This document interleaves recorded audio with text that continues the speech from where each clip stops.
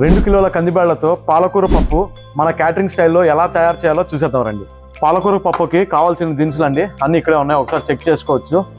ముందుగా 450 గ్రాములు ఆయిల్ పడుతుందండి, ఆవాలు 40 గ్రాములు అండి, జీలకర్ర 30 గ్రాములు, వెల్లుల్లి 50 గ్రాములు అండి దంచి పెట్టుకున్నది, ఎండు మిరపకాయలు 15 గ్రాములు, కరివేపాకు 10 గ్రాములు. ఎండు మిరపకాయలు అనేది బాగా వేపుకోవాలి. ఇంగు ఒక 10 గ్రాములు వేసుకుందాము. పసుపు చిటికెడు, 300 గ్రామ్స్ ఎండు పచ్చిమిరపకాయలు అండి, 400 గ్రాములు ఎర్రగడ్డలు వేసుకుందామండి.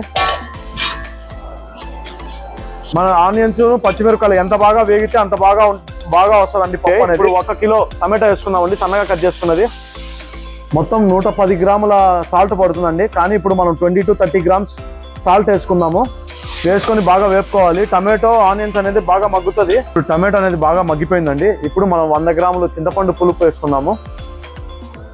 ఒక 5 నిమిషాల తర్వాత, పులుపు వేసిన 5 నిమిషాల తర్వాత మనం ఆ పలకలాక్ అనేది వేసుకుందామండి.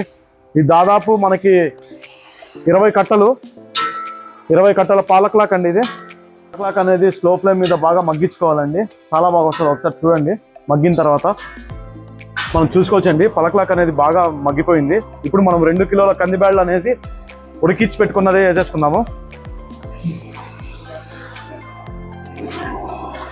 ఇప్పుడు మిగిలిన సాల్ట్ వేసేసుకుందామండి. సాల్ట్ వేసుకొని ఒక 2 నిమిషాలు కలుపుకుంటే సరిపోతుంది, మనకు పప్పు అనేది రెడీ అయిపోతుంది.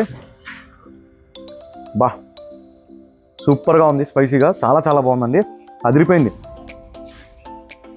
గుమగుమలాడే క్యాటరింగ్ స్టైల్ 2 కిలోల పాలకూర పప్పు అండి రెడీ అయిపోయింది. చాలా బాగా వచ్చింది, సింపుల్గా ఉందన్నమాట. ఇది ఎక్కువగా మ్యారేజ్ కాంట్రాక్ట్స్లో యూజ్ చేస్తుంటారు, బిగ్ బల్క్ క్యాటరింగ్స్లో. ఒకసారి దీన్ని చేసి చూడండి, చాలా ఎక్సలెంట్గా వస్తుంది అనమాట. ఈ 2 కిలోల పాలకూర పప్పు అనేది ఎంతమందికి అవుతుందో మీరు ఒకసారి గెస్ చేసి చెప్పండి.